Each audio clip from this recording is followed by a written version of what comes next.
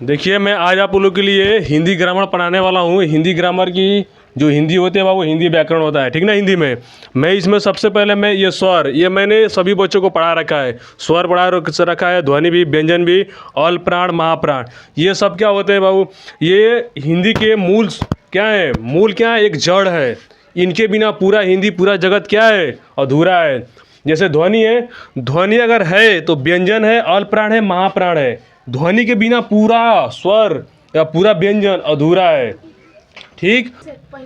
मैंने सभी को ये बता रखा है, सबको लगभग याद ही हो गया है। मैं चाहूँगा किसी ना किसी बच्चे को यहाँ बुलाऊंगा और पूरा मैं इससे पूछूंगा और वो सब बताएंगे, ठीक है। मैं एक लड़की को बुला रहा हूँ, आ जाओ बाबू, तुम आ जाओ। निशा, सबसे पहले तुम बताओ स्वर किसे कहते हैं।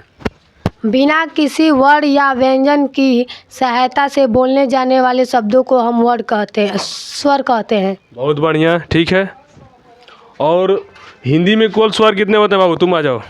हिंदी में कुल स्वर कितने होते हैं बता दो। हिंदी में कुल स्वर 13 होते हैं। कौन कौन बता दो। अ, आ, छोटी बड़ी, छटाउन बढ़ाउन, री, ए, ऐ, ओ, औ, अंग, अ। धन्यवाद, बहुत अच्छा। अब आ जाओ नीरज, तुम बताओ हिंदी में मूल स्वर कितने होते हैं बाबू, आ जाओ बताओ हिंदी में मूल स्वर। हिंदी में मूल स्वर 11 होते हैं। अ से अ तक, अ, आ, छोटी बड़ी, छटाउन बढ़ाउन, री, ए, ऐ, ओ, औ। बहुत धन्यवाद आपको। मैंने इस मूल स्वर में मैंने एक बताया था लघु स्वर और दीर्घ स्वर। आ जाओ बाबू, लघु स्वर और दीर्घ स्वर तुम बताओ। अंजलि आओ, बताओ बाबू लघु स्वर और दीर्घ स्वर, लो बताओ। लघु स्वर छोटी मात्राओं वाले स्वर को कहते हैं। अ, छोटी ई, छोटा ऊ और छोटी री। दीर्घ स्वर बड़ी मात्राओं वाले स्वर को कहते हैं। आ, बड़ी ई, बड़ा ऊ, बड़ी री, ए, ऐ, ओ, औ।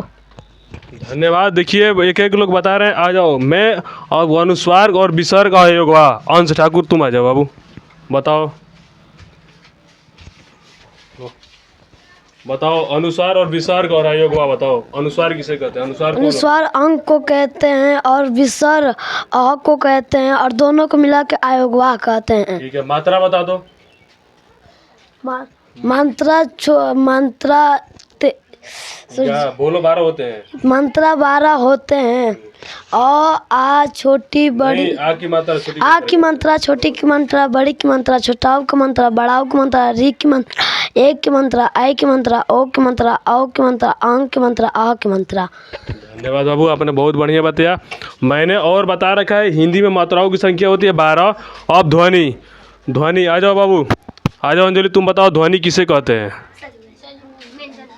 ध्वनि व्यग्नेंद्रियों के द्वारा बोले जाने वाला शब्द ध्वनि कहलाता है। ध्वनि केवल बोलने और सुनने के लिए होता है। ध्वनि को व्यक्त करने के लिए जिन कारकों का प्रयोग किया जाता है वर्ण कहलाता है। और व्यंजन बता दो। व्यंजन को व्यक्त करने के लिए स्वरों की सहायता ली जाती है, उसे हम व्यंजन कहते हैं। बहुत धन्यवाद। व्यंजन इन्होंने व्यंजन बताया, बहुत सफलतापूर्वक बताया। चलो आ जाओ निशा, तुम बताओ बाबू हिंदी में कुल व्यंजनों की संख्या कितनी होती है, बताओ। 36 होती है, क से ज्ञ तक। उसके बाद से हिंदी में वर्गों की संख्या कितनी होती है, वर्ग 5। कौन कौन हुआ। क वर्ग, च वर्ग, ट वर्ग, त वर्ग, प वर्ग। ठीक, बहुत बढ़िया। स्पर्शी व्यंजन बता दो। स्पर्शी व्यंजन, स्पष्टी व्यंजन 25। कौन कौन। क से म तक। बहुत धन्यवाद, बहुत बढ़िया। अब आ गया पांचों वर्गों का उच्चारण स्थान। तुम बताओ बाबू, उच्चारण स्थान बता दो पांचों का उच्चारण स्थान। कंठ, तालु, मुर्दा, दंत, ओष्ठ। बहुत बढ़िया। अंतस्थ व्यंजन कितने होते हैं बाबू। 4। कौन कौन बता दो। य, र, ल, व। धन्यवाद, आपको याद है। चलो आ जाओ बाबू, नीरज तुम आ जाओ और बताओ बाबू। इन्होंने बताया कि अंतस्थ व्यंजन 4 होते हैं, य, र, ल, व। आप बता दो उसमें व्यंजन कितने होते हैं, इस बोलो। सलजम स, षटकोट स, सपेरा स, ह। और तुम मिश्रित बता दो व्यंजन।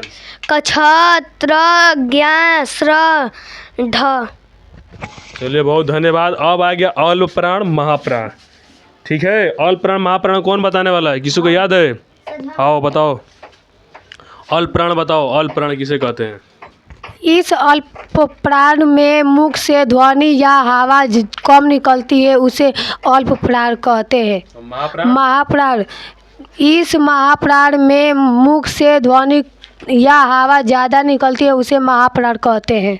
बहुत बढ़िया, धन्यवाद। देख सकते हैं ये हमारे कोचिंग में बहुत से ऐसे बच्चे हैं, लेकिन मैंने कुछ ही बच्चों को यहाँ बुलाया ताकि और बच्चे जो हैं अभी 2-3 दिन अब्सेंट रहे हैं, उनको पूर्ण रूप से याद नहीं था। यह मैंने पूरा पढ़ा रखा है, ठीक ना। मैंने बताया था इन लोगों को स्वर बंद कर दो।